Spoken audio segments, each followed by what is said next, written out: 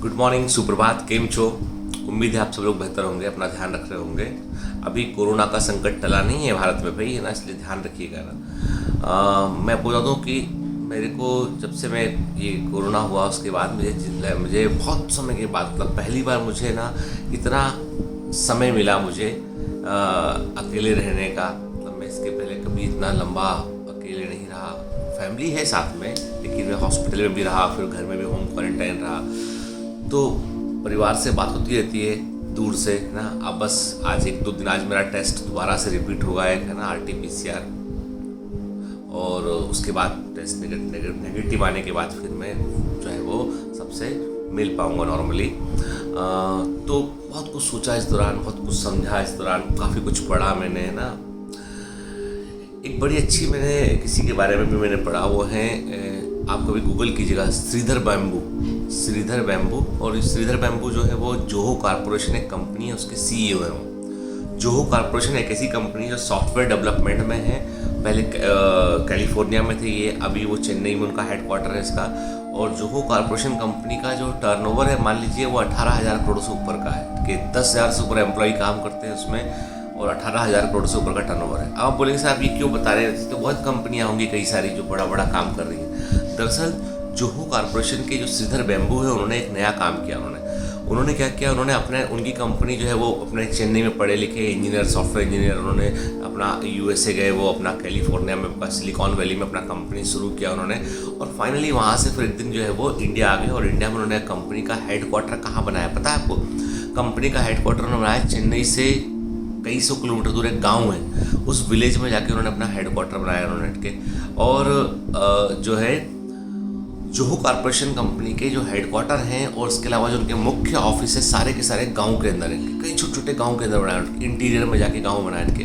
वो इतने बड़े आदमी हो के जिनका हज़ारों करोड़ का टर्नओवर है, वो साइकिल में चलते हैं, ठीक है। नॉर्मल अपना जो समय बचता है उसमें खेती वगैरह भी देखते हैं वो पूरा, ठीक है। तो जब उनसे पूछा गया भी कि आपने इतनी बड़ी कंपनी, आपका कैलिफोर्निया में ऑफिस था, आपका इतना बड़ा भारी काम, आपका 10,000 एम्प्लॉय काम करते दुनिया भर में, आपके इतना बड़ा हज़ारों करोड़ का टर्नओवर आपका, तो आप ये गांव में क्यों अपना लाइफ खराब कर रहे हैं? आपको भी बढ़िया दूसरे धन कुबेर जैसे अमीर लोग होते वैसे रहना चाहिए आपको भी, ठीक है। तो उन्होंने कहा नहीं, उन्होंने कहा यदि भारत को सच्चे अर्थों में, यदि इंडिया को जो है इम्प्रूव करना है, तो ऐसे बड़े बिजनेसमैन, बड़े ग्रुप्स को गांव के अंदर आकर लोगों को रोजगार प्रोवाइड करना पड़ेगा। आज गांव का बच्चा कितना ही पढ़ लिख जाए, उसे पढ़ लिखने के बाद में उसे बाहर शहर आना ही पड़ता है उसको।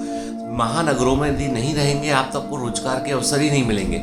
छोटे गांव के अंदर, छोटे कस्बों के अंदर रोजगार के, एम्प्लॉयमेंट के अवसर है ही नहीं है के। लेकिन यदि आप सोचिए ना कि बड़ी बड़ी कंपनी, रिलायंस, विप्रो, बड़ी बड़ी कंपनी यदि गाँवों के अंदर ऑफिस खोल लें, तो नंबर 1 ऑपरेटिंग कॉस्ट कम है, नंबर 2 स्टाफ भी अवेलेबल आसानी से हो जाएगा, उसको नौकरी मिलेगी आसपास के लोगों को, ठीक है। लोग एम्पावर होंगे, और समृद्धि भारत के गाँवों तक पहुँच जाएगी वो। और कंपनी को भी जो स्टाफ एक्वायर करने की कॉस्ट है वो काफ़ी कम हो जाएगी उसकी।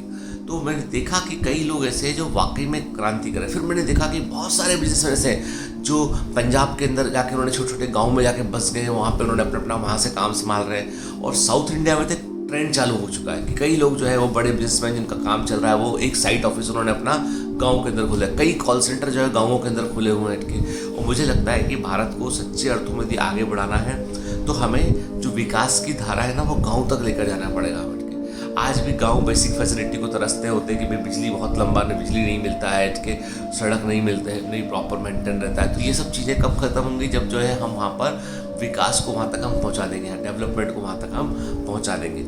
और मुझे बड़ा अच्छा लगा श्रीधर बैम्बू के बारे में पढ़कर, और मुझे लगता है कि ऐसे और भी हमें बड़े बिजनेसमैन चाहिए कि जो गांव के तक पहुंच सके, वहां पर विकास को ले सके उठ के। जैसे मैंने आपको बताया भी था कि बायोमेंटर्स जो है अपना एक छोटा सा एक जो है हॉस्पिटल कम डे केयर सेंटर जैसा जो है वो अपना एक गांव के अंदर बना रहे हैं। अभी कोरोना के चलते काम काफ़ी अफेक्ट हुआ हालांकि हम लोगों का, और लेकिन वो अब धीमे धीमे जो 1-आध महीने से परमिशन मिलने के बाद वहाँ पे भी परमिशन रुका हुआ है। भोपाल तरफ काफ़ी अधिक जो है विदिशा भोपाल तरफ काफ़ी कोरोना फैल रहा है, तो अब परमिशन मिलेगा तो काम थोड़ा आगे बढ़ेगा। तो मुझे ऐसा लगता है कि जो है वो विकास की धारा गांव तक पहुंचाना ही एकमात्र तरीका बचा है अभी हमारे देश को आगे बढ़ाने का। अदरवाइज़ क्या होगा कि मुंबई तो बढ़ता चला जाएगा, दिल्ली बढ़ता चला जाएगा, लेकिन आसपास के जो एरिया है वो वैसे के वैसे रह जाएंगे।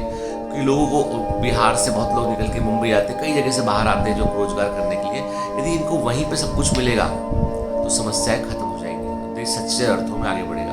आप कभी ब्रिटेन आप जाएंगे या यूएस जाएंगे, आप देखेंगे कि विकास वहाँ पर जो है वो हर लेवल पे, हर स्तर पे, वहाँ पे छोटे जगह पे भी वहाँ पर जो है छोटे छोटे ऑफिस वहाँ पर बने होते हैं, ठीक है। और हमको भी वही मॉडल अपनाना चाहिए। Have a great day, all the best.